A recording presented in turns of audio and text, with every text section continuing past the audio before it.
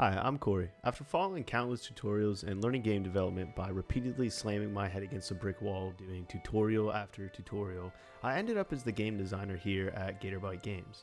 Now, that might sound like I'm a professional that knows what I'm doing, but really this is still just the beginning for me. The game we're working on, Zima, is starting to come together, and I couldn't be more excited to share the process with you. So make sure you subscribe and follow along so you can see our progress that we make in the future.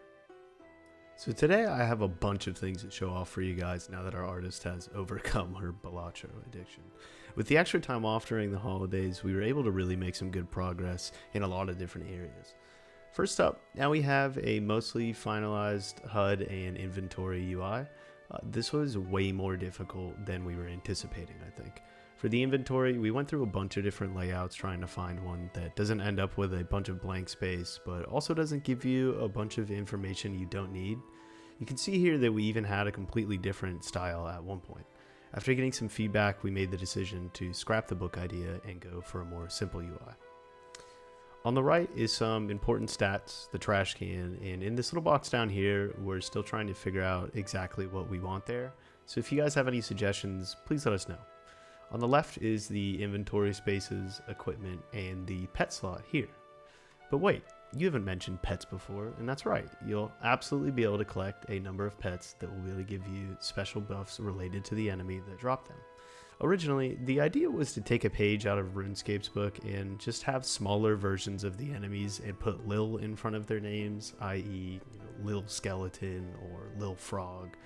But when the enemy that would be dropping the pet is only 32 by 32 pixels, that means that if we want a tiny version of that enemy, we have maybe 15 by 15 pixels to work with, which really limits our detail. So our artist came up with the idea that all of the pets could just be different little slimes in a costume that represents the enemy they came from. And I thought that it was really fun. So look forward to seeing some of those previews of the pets soon. Next, we'll take a look at our new cozy home where you'll meet Zima for the first time at the start of our game. As for our inspirations and concepts, I wanted to go for like a hobbit hole / hermit shack in the middle of nowhere type thing. I wanted it to look homely and warm on the outside. And as kind of a little side note, seeing this scene here was actually kind of special for us, I think, once we put it together. At this point, we kind of all realized that it really looks like we have a video game here. And we're well on our way to creating something that I think we can really be proud of.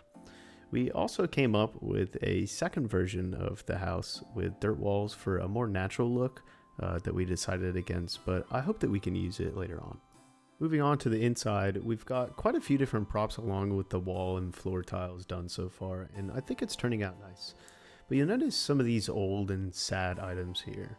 Over many years of stillness and neglect, some of the different items in the house have been degraded. But don't worry, you can repair them, and if you want to get the passive buffs you'll gain from repairing them, you'll need to get your hands on the living wood logs hidden deep within the temples. Now, speaking of secret rooms and temples, we've gotten a major upgrade to our dungeon tile set, and I really love how it's looking now, especially when we turn down the environmental lights a little bit.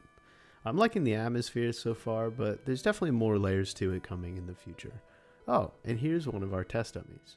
But this is no ordinary test dummy. This is our boss test dummy. Now, right now, all it can do is this, but imagine a big scary tree guy, treant slamming the ground and causing this dangerous debris to fall all around you, and you'll have to dive out of the way to avoid it. Now, you get the idea. You'll see more soon. But anyway, wrapping things up, we're still having a lot of fun making the game, and it's been awesome interacting with you guys in the comments on Reddit and in the YouTube videos. So as always, we are open to feedback, and we would love to hear what you guys have to suggest. Myself and the rest of the Gatorbyte team would also like to wish you all a little bit late, but a happy new year. 2025 is going to be very special for us, and we will be releasing our very first game, so we have a lot to look forward to. So be sure that you subscribe so that you follow along with our development.